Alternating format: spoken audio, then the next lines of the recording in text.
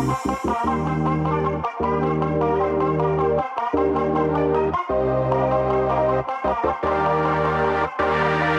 hello and welcome to the Frustration of Freedom podcast. I'm your host, Troy Eadie, and today I've got Joe Pane here, and we're going to be talking about how to go from ambition to meaning. Yes, welcome, Joe. Thank you, Troy. First of all, I appreciate you having me on board here. It's very exciting. It's great to have you. It's a great studio. I love this, and your branding is fantastic. So, thank you. No, thanks for having me here. It's great. It's great. So I thought what we could explore today that would be something that would be, I trust, valuable and implementable for your guests and for your clients is this journey that I often speak about from ambition to meaning. So is it okay if we just hop straight in? Yeah, let's jump in. Just hop straight in? Yeah. All right. So what I found in the last sort of 13, 14 years of working in the behavioural space and the emotional intelligence space is that there comes a time for pretty much almost everyone at some point where they begin to question what previously was okay. Sure. Or what used to matter doesn't matter as much, or what mattered before doesn't matter at all. Like the classic example of someone being in a job or a career for 5, 6, 7, 10 years, and then what used to light them up no longer lights them up anymore. Yeah, sure. And can you relate to any of... Yeah, so I always talk about my midlife crisis that I had at the age of 24, right? Which was before I met you. So I worked in corporate. Do you remember 3 Mobile? Yes. Way back in the day. But then, so after being in that type of environment, it just was not lighting me up anymore. And I had no real meaning. So me and my partner at the time, we went and lived on the sunny coast for about 12 months. Didn't work. And then, which is how I stumbled onto the coaching institute yourself, which then started a whole new life for me. But I was searching for, well, what's next? What does light me up? And I had to figure that out. Yes. Well, if it's all right with you, what I would also like to sort of broach or almost touch is also the very important topic of mental health today as well, because the ambition to meaning journey is not just a journey as such. It is one that is riddled in emotional upheaval and all kinds of stresses. It's fascinating because I've found so many people. So first of all, maybe if I can just clarify what I mean by ambition to meaning. So the ambition-driven world is very much the egocentric world driven by money, materialism. Nothing wrong with any of those things. But what happens is if suddenly the materialism or the pleasures that all that brings us no longer fulfills us, what's next? What do we do? Yeah. And what I was sharing with some people just on the weekend, I was over in Brisbane running a workshop, and I was sharing with them that when there's a lack of meaning, people will overcompensate with pleasures. Sure. And I'm sure you've heard the psychological perspective that we'll do more to avoid pain than to gain pleasure. Well, if we've avoided pain and we're gaining pleasure and we're gaining more pleasure and we're gaining more pleasure, whether that's in the pleasure of resourceful things or unresourceful things, if there's no meaning, because the chief desire of the human condition is not pleasure, it's meaning.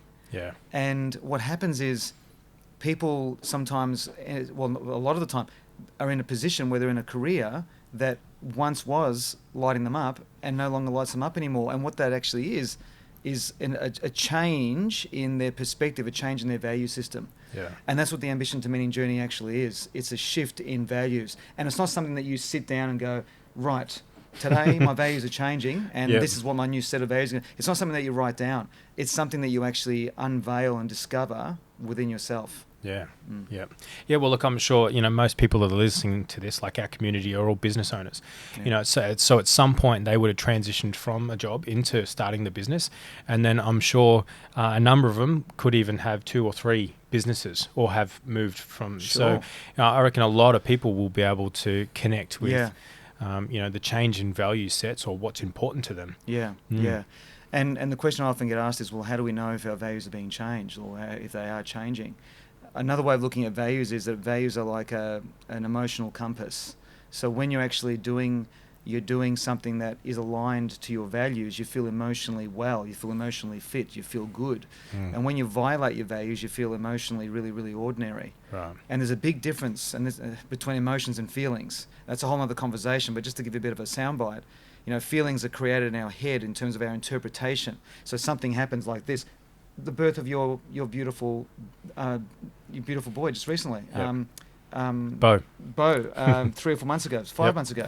My Lord, I went That's going quick. Yeah, it's He's amazing. a big boy now. It's amazing. So when he was born, you didn't have to think about how to feel. The emotion just rushed through your system organically and naturally. And then as the dust settled from that beautiful experience, you start reflecting on that experience, you cast a meaning on what that means to you, and that meaning brings a feeling, and the feeling is produced from how we think. So there's a big difference between what people call feelings and emotion. And the reason why I'm bringing that up is because values are not feelings. They're organic, natural, unthinking emotions that live within us. Sure. So when you are doing something, if your career, which is a vehicle in human behavior, so a career, a hobby, a ritual, a relationship, all of these different experiences in life, if they're genuinely aligned to your values, then you're emotionally feeling strong. You've got clarity. You've got a clean perspective. On the other hand, what happens is, if a relationship doesn't evolve, or if a career doesn't expand you or grow you, the values in that particular external thing, whether it's a relationship, a career, a hobby, the values within those vehicles generally remain the same. But if we're evolving and changing, so if this microphone, if that's an example of a career, for example, and my values are moving over here toward the meaning-driven world, as my values move over here, my emotional compass moves over here, and this no longer fulfills me anymore because the values that it actually represents are no longer aligned to the new values that I have. Yeah. And this is an organic, natural journey that is part of the human condition. And the challenge is, when it comes to mental health issues, say, is that when people have when their values have naturally moved on over there, most people don't know what's going on. Yeah, sure. Yeah. And when they don't know what's going on, the ego comes into play and starts saying things like, well, let me tell you what's going on. There's something desperately wrong with you. Because why can't you just enjoy this like you've always enjoyed it? Why can't you just behave? Why can't you just remain with what you've always known? That's because the ego is very protective of keeping everything the same. Yeah. So this values well, it's there to keep you safe, isn't it? It is. And it can run in overdrive. It is. But this values evolution, this values expansion is something that will continue to happen. And it goes through some distinct stages as well. So. Yeah. No, great. Yeah. So, so what's, if someone is going through a transition, what's the kind of path look like, or what advice do you have for them to be able to transition? Yeah. Well, first of all, you need to know that you're in that transition. And one of the clues that you're in that transition is that everything might seem to be okay on the outside, but on the inside your inner world is feeling more and more unstable and more uncertain. And that you're beginning to lose interest in things that used to interest you. Now, what's fascinating is that in the psychology world, they say that one of the symptoms of depression is losing interest in life, losing interest in that, the things that used to turn you on or excite you. Right. But I'm here to say to you that it's more of a values transition. That's why we're feeling that way. So how do you know that you're in that transition? You're going to be feeling quite emotionally unstable, and then more and more energy is going into trying to stabilize that, while you're trying to stabilize how you're presenting yourself to the world. So there's that side. No one can transition from ambition to meaning alone. You need someone to help you. You need a guy to help. You need to know how to start exploring new possibilities. This is exactly what you just shared with me just a moment ago, Troy. At 24, I'm sure for a while things were going fine.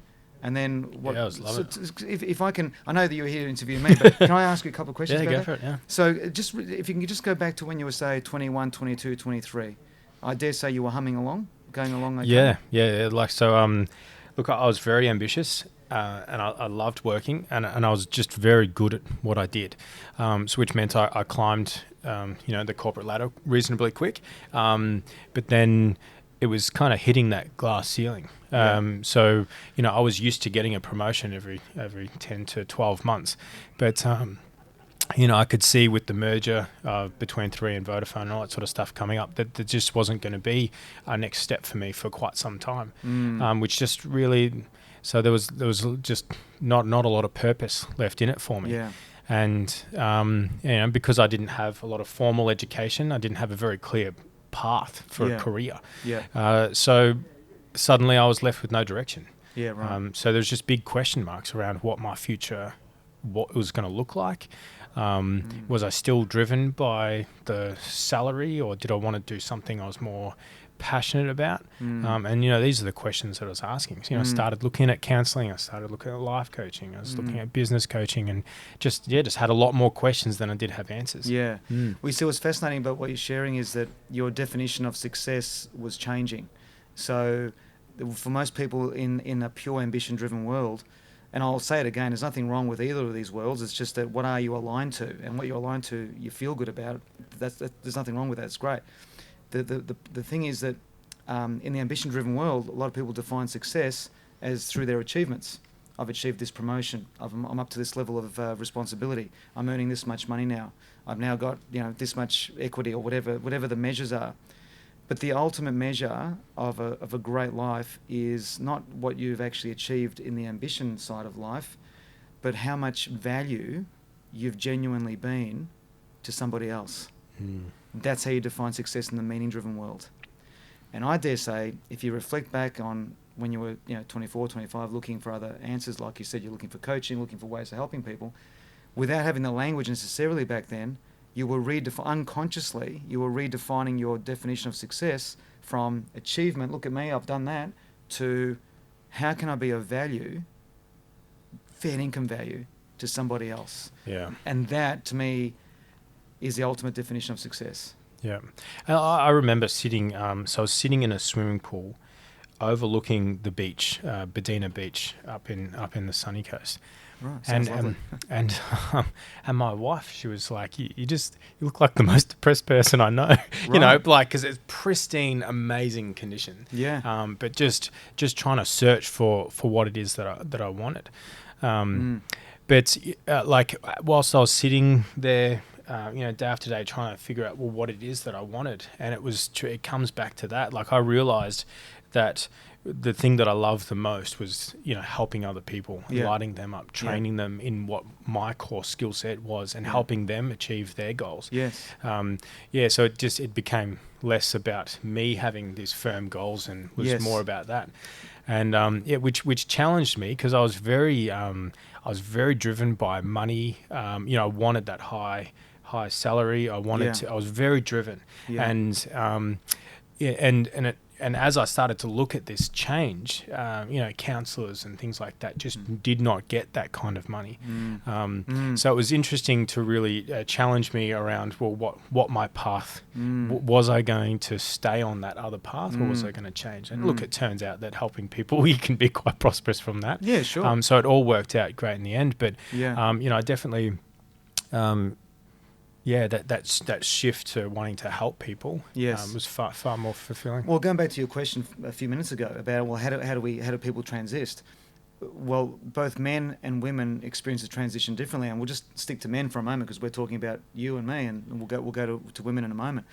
You see, in a lot of instances, and you hit the nail on the head, is for a lot of men, they're very self-absorbed when they're living in an ambition-driven world, because a man who's looking to define himself through his results is very self-absorbed and has to be successful in that capacity. Sure.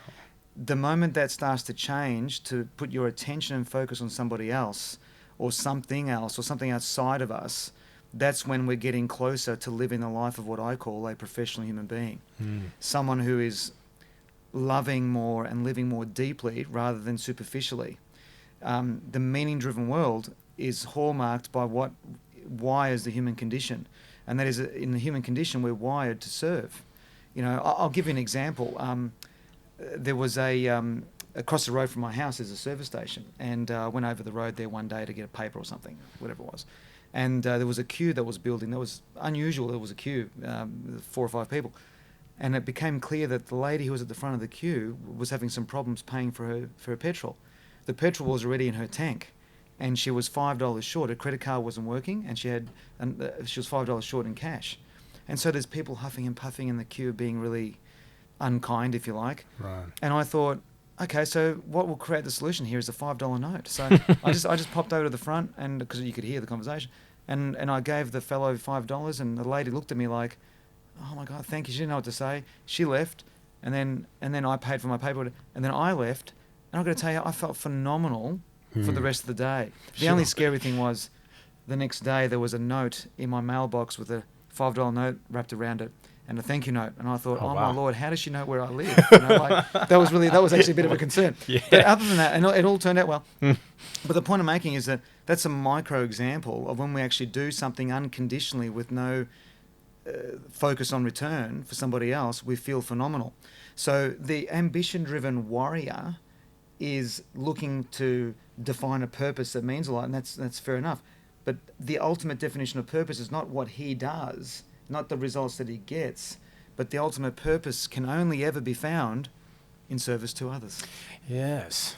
So let's think of, so most of our clients will have, or people listening will have a business, and they'll have anywhere between 5 to say 50, 60 odd team members.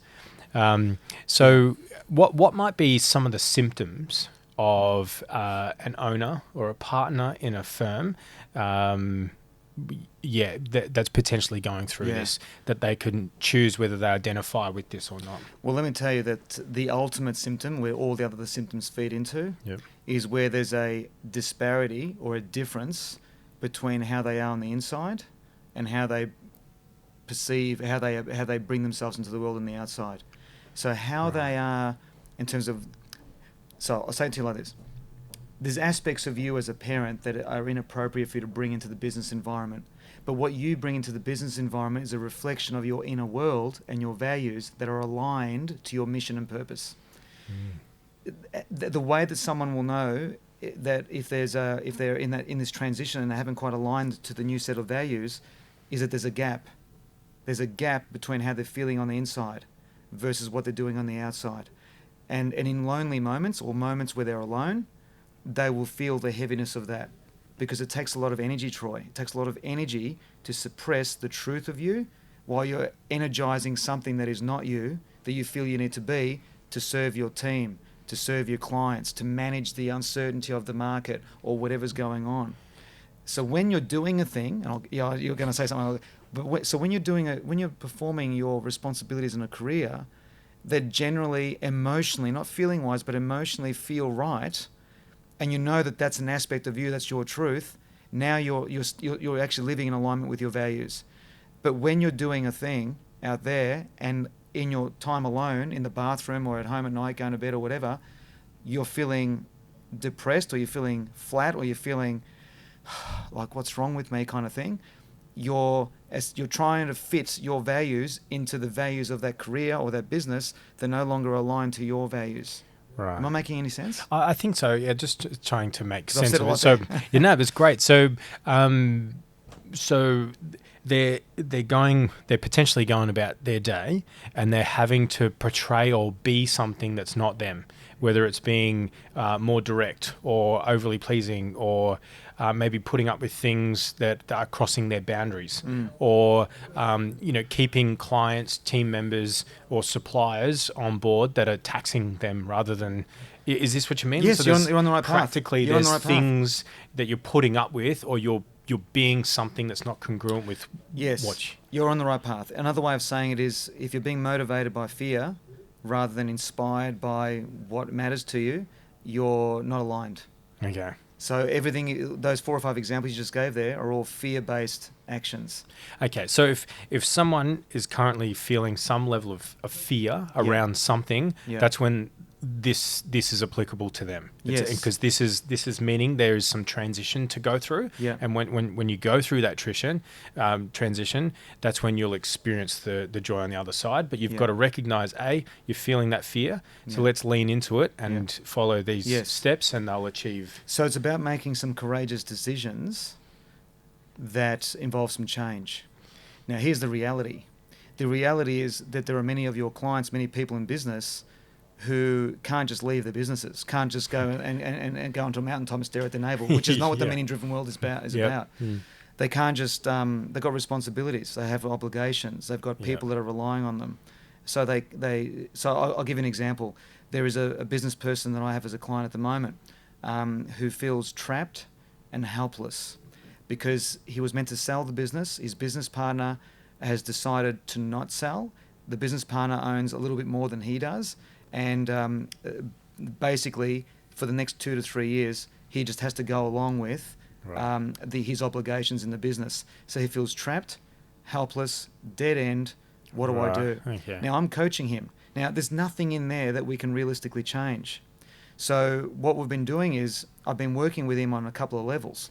The first level I've been working on is helping him re-identify and reset, catch up to what does actually matter to you these days. Putting this business and this, I'll say it, hopeless situation aside, because you can't do anything about it for the next 2 years. What does matter to you? Like, what are your newfound values? So we started listing some values that had a spiritual theme that to him previously were completely foreign. So, and I'm giving you the short version of many conversations here, Troy. And so where we've landed now is he's been inspired to go and find new tribes to practice different forms of meditation, different forms of, he goes to these different classes to learn more about life and perspective and the philosophy of great living according to his new values. Right. And so what this is doing is it's giving him a healthy distraction from the helpless situation that he's in. So he's doing something on the outside, another vehicle that is aligned to what lights him up, so he can bloody handle what's coming here. Yes. That reminds me of a time when you spoke in front of our clients and you talked about, I think it was the certainty, from a foundation of certainty, you can experience a variety. And this is my take on what you presented. Sure. And because I've used this a couple of times with some of our clients, like if someone's experiencing fluctuations in emotions and things like that, if they have that step, for you it was running. That's the example. You run consistently. Yeah. For me, I go to the gym 5 o'clock, Tuesday to Friday.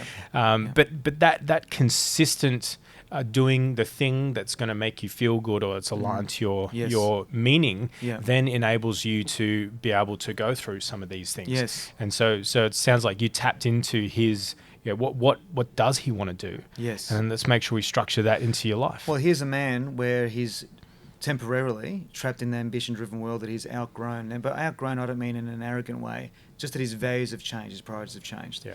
We've found other behavioral vehicles, which are other hobbies and rituals and experiences that he can look forward to genuinely without putting any energy into it because it's natural. Yeah, so he's got this hobby, this ritual 3 days a week, and this is calming the farm when it comes to all the stresses of where he knows he doesn't belong. His heart doesn't belong there anymore. And then there's all the ego conversations and confrontations around the whole disagreement of why the business can't be sold and all the rest of it. So he's got these 2 years left. And I said to him, if you didn't have, and listen to this very carefully, if you didn't have anything to look forward to on a weekly basis, you wouldn't make it through 2 years, dude. No. You just won't make it. No. Like, you'll be tempted to do extreme things. And this is one, not the reason, but one of the reasons why people end their lives. And I'm speaking about this with great sensitivity here, because there's a good chance that someone listening to this podcast has been deeply affected and touched by someone who's ended their life. So I'm being very respectful here I don't want to speak flippantly about this because it's a big deal.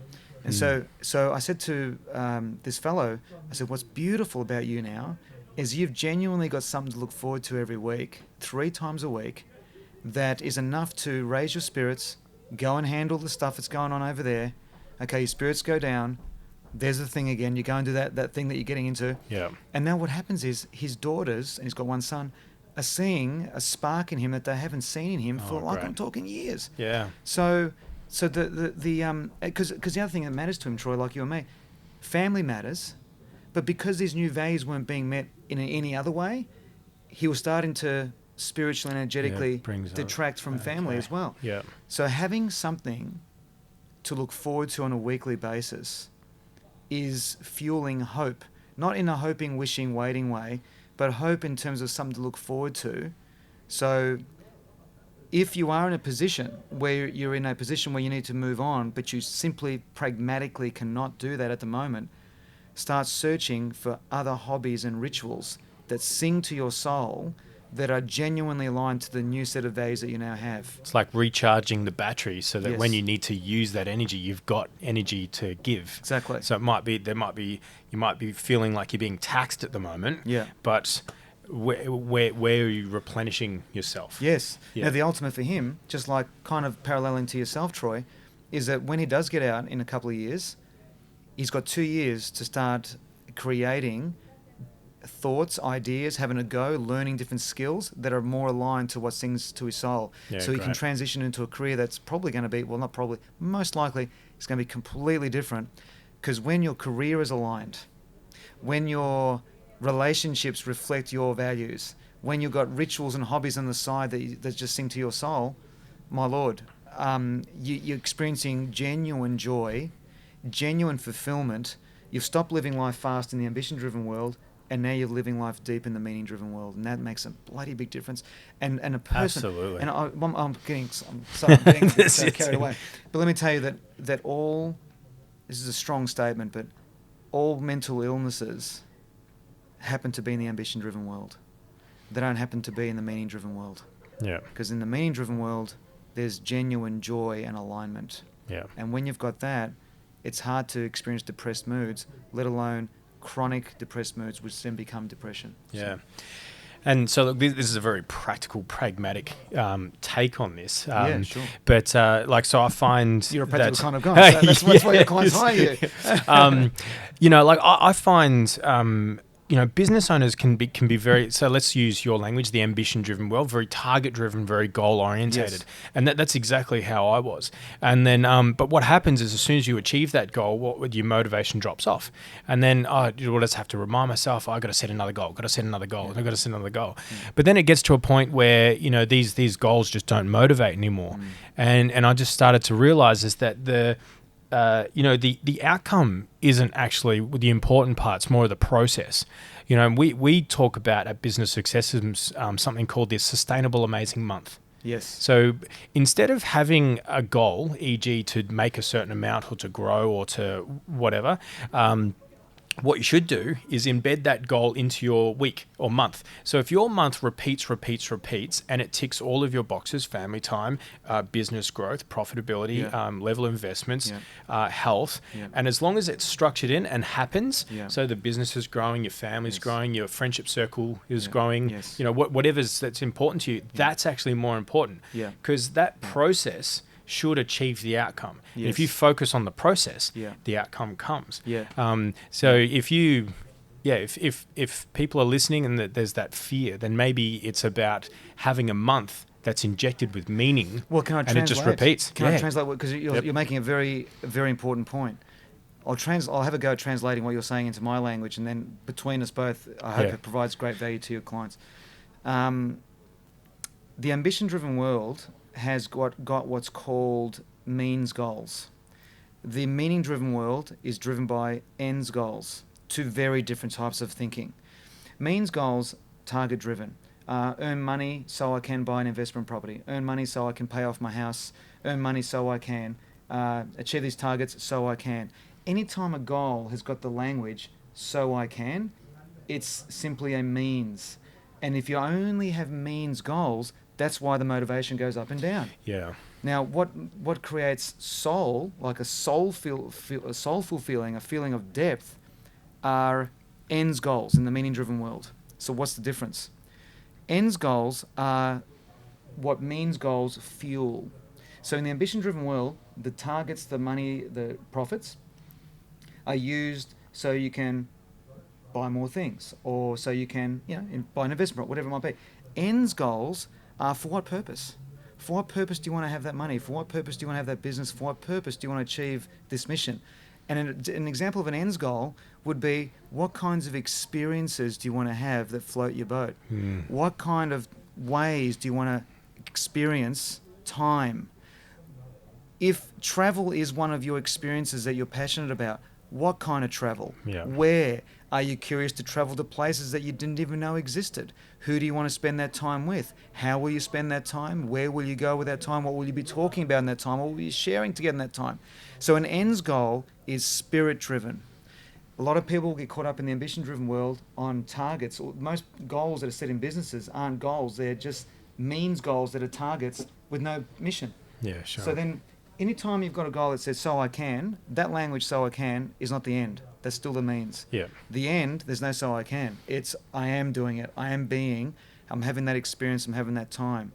So I know that in my business, for example, one of the means goals that we have ends goals rather, is so Savara and I, and we've got a pair, at the time of this recording, we've got a pair of 11-year-old twin boys, as you know, is to travel to different parts of the world that are non-English speaking, to expose our sons and ourselves to different cultures and just hang out there for a month. Not do the toury thing, but go and hang out in this country for 4 weeks and see how you survive. Not in a threatening way, but in an emotional way. Yeah.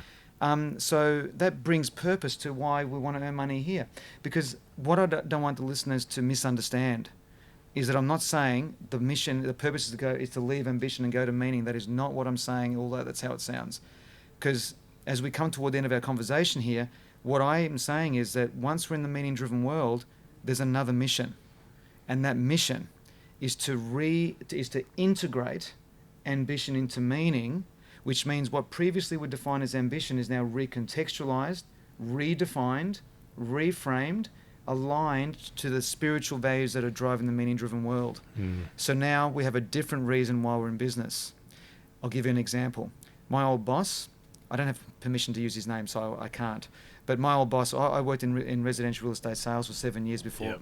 I started my coaching business back in 2006, but before that I was doing residential real estate sales. And my boss there, I didn't have this language back then, but I noticed a change in him over those 7 years that was amazing. When I first started working there, it was all ambition-driven, target-driven, sales-driven, profit-driven, bottom-line-driven, black and white-driven. When I left there, he was in his meetings, although we had to talk about the responsibility of the money and everything like that. Of course, it's the engine room of a business, cash flow and all that kind of stuff. But the conversations in our meetings in that 6th and 7th year became more about how proud he was of who we were becoming as men, who we were becoming as women. There was, we had a team. He was expressing his gratitude and his appreciation and his impressions of how we're growing up as people. And my God, when he started talking like that, changed my world. I was like, oh wow, this is like, he's speaking to my soul, man. Well, this is amazing. And but what he was doing was he was going through that journey of ambition to meaning. So now he's got the ends goals that he's experiencing in his life through the means goals of the ambition. So ultimately, we're looking to integrate ambition into meaning. You can't just hang out in meaning with no money. Yeah, sure. So meaning, the ultimate meaning-driven world is where you're earning your income in a meaningful way, which means it's aligned to your new set of values. Yeah. So I'm looking forward to, down the track, reporting to you how my 2-year client's going, the one that's in the business that's stuck. Because I also want to get across to your listeners that this stuff, you can use it in any which way. This thinking and this awareness, you can apply it to any situation that is bloody difficult. Yeah. And there's ways of sparking something within you so you don't get to a point where you're really, really, really suffering on the inside. Because there are more people than you and I know who look mighty fine on the outside, but on the inside, their inner world is in the shambles. Yeah, yeah. Well, look, we're a part of helping grow an organisation at the moment called BOA. It's Business Owners Association of Australia. Right. So it's a really cool organisation that's just, it's almost like a networking business organisation where people can come and they can talk about what's happening, what's real for them. Great. The last event that was run, which was just about promoting the membership and for people to come on, a lot of the topics that they wanted covered was around mental health. But not just for them, but for their team. Yeah. So it's a really big thing at the moment. Well, it hasn't been a big thing just for the moment. It's been a big thing for a long time. There you go. So it just hasn't been on the table. It just hasn't been spoken about because people in the past, and even now to some degree, experience a lot of shame in their inner world being in a shamble. And unfortunately, some of us sometimes discover the truth of this too late when someone has done something extreme to themselves. So sure. It's a fascinating journey. But when we know what to look for, what the signs are, and how to start transforming our intelligence and our awareness into, well, what are other things that we can do that can spark our spirit while we're handling this thing that is very difficult. And then ultimately get out of that thing that's difficult, so we align everything in our lives to the values that are actually that we're now on, which is in our values. Oh, look, one of my team members says if it's light, lean into it. If it's heavy, lean away. Yeah.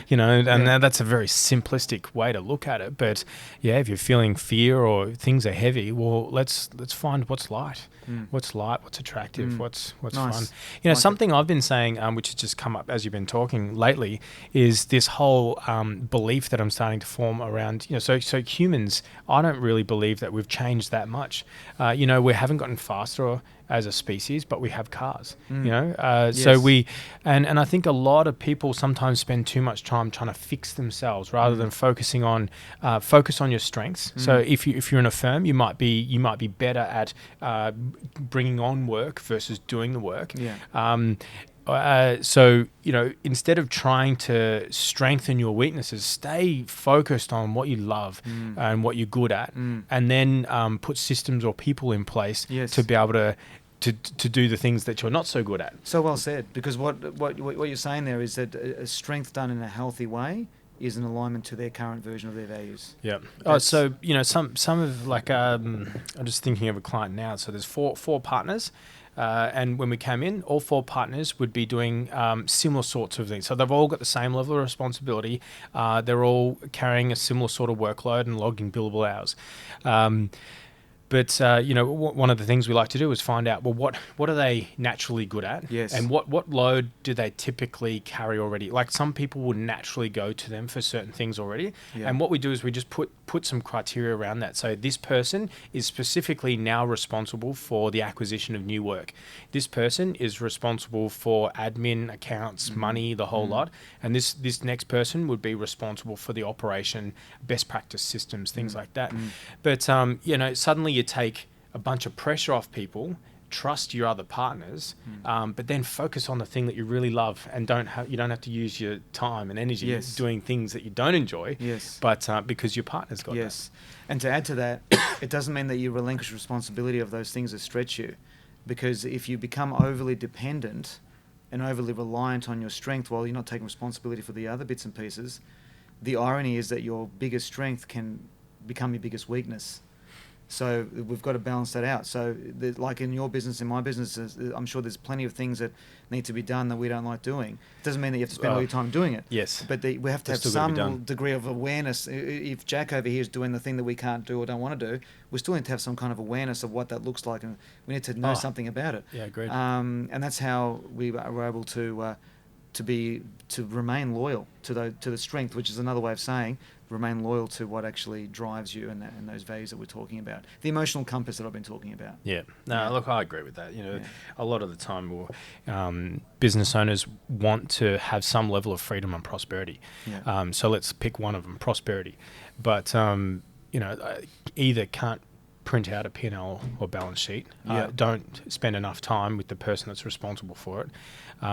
Sometimes can't even log into their own bank accounts. So if something that's important to you is to be prosperous, then it needs to be a part of your life. Those are the micro things that you don't like doing that you have to learn how to do. That's right. And that actually then sustains your strength. Yes. Yeah. Yep. Yeah. Well said. Yeah. Well said. So look, if people want to maybe get a bit more of you or to dig into this topic a bit more, you've got a well, there's something I can actually there's a giveaway I can do if you like, and that is that I've got a reasonably detailed exercise on how to capture your latest emotional compass. So to work out it's not 100% accurate, but it's a good introduction into catching up to the values that might be driving you now that you may not be aware of. And there's a link here that I think, Rob, can we organise that? Yep. Yeah. Cool. So we'll maybe at the end of this podcast when the recording you'll be able to click on the link. You'll be able to download it. And what I'll do is I've created it. I've had it for a while, so it's a PDF structured exercise that you can take yourself through that will give you some kind of guide in terms of what your current values are, and at least then, when you've got a bit of a flavour, it won't be, like as I said, pristinely accurate, because there's a lot more work to be done to, for a person to get those values clear. There's a lot to it, but it's a very reasonably accurate emotional compass in a general sense. There you go. And people can, if they want to, they can contact me at joe@joepane.com.au, or they can follow me on my Facebook page. It's just simply Joe Pane fan page. So I'm going to try and summarize a little bit. So sure. If someone is out there feeling some kind of fear or distress, then it's about, first of all, identifying that and that it's okay. Yeah. And then it's about choosing something to lean into. You know, what is it that lights you up? What fuels you in your life, and then making sure that that's in your daily, weekly, monthly routine, whether it's running, riding, meditating, something like that. Yeah. And just before you continue there, Troy, it's a lot of people struggle to find that first bit of what is that lights me up. So I just want to highlight that it's completely normal if you experience some mild frustration in trying to figure that out, but that's the journey. At least you're beginning to go onto the right road for you. And that means exploring with curiosity, trying different experiences, trying different communities or tribes or skill sets, or get curious about some fundamental things. Does creativity float your boat? What about musical ability? Yeah. What about physical stuff? Does that really sort of get your energy going? Is it a health-driven thing? Is it a intellectual-driven thing? So intellectual intelligence, emotional intelligence, social intelligence, musical intelligence, creativity intelligence. So depending where you tend to gravitate to naturally, get curious about what you can do. If you're a creative person, get curious about what you can get creative about. Go and Google, just get wild on Google and just find things that you can learn in the creativity space if that's genuinely you. For me, it's emotions. It's always been emotions. I'm a student of bloody human emotion. So anything I can do around that turns my energy on. Yeah, great. So I hope that helps. Yeah, I think it's been very valuable. So look, thank you very much for coming in today and coming on the podcast and sharing your experience. I appreciate being here, and all the best to all of you, and hopefully our paths will cross at some point. That's right. Yeah, good. Thanks, Troy. Cheers. Thank you.